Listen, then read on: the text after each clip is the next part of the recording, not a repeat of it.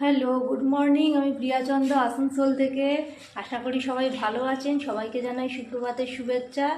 আর দেখতেই পাচ্ছেন, এই মুহূর্তে দেখে বুঝতে পারছেন আমি একটা অগোছালো কিচেনে দাঁড়িয়েছি, নিজেও অগোছালো অবস্থায়। আর এই যে একদিকে আমার তরকারি রান্না হচ্ছে, একদিকে চা হচ্ছে। চা সকালবেলা করেছিলাম, বাবা ঘুমোচ্ছিল, তো ওই জন্য ভাবলাম বাবাকে একটু গরম চা এখন করে দিই, এবার তাড়াতাড়ি চা ছেঁকবো। বাবা অলরেডি মুড়ি আর বিস্কুট নিয়ে চলে গেছে। তো এইদিকে আমি চাটা তাড়াতাড়ি ছেঁকে নিই। আমাদের ঘরে কেউ না চা এমনি নর্মাল খায় না, সঙ্গে একটু বিস্কুট থাকে, মুড়ি থাকে, নইলে চিড়া ভাজা থাকে।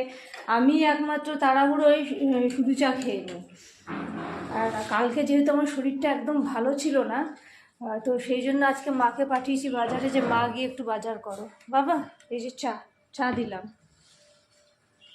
এই যে বাবাকে দিলাম চা। আর এখনও আমার ঘর একদম শান্তিপূর্ণ, কেন জানেন? 1 মিনিট। মহারাজ ঘুমোচ্ছে, দেখছেন? ঘুমোলে বেচারা কিচ্ছু জানে না, মুখখানা দেখুন।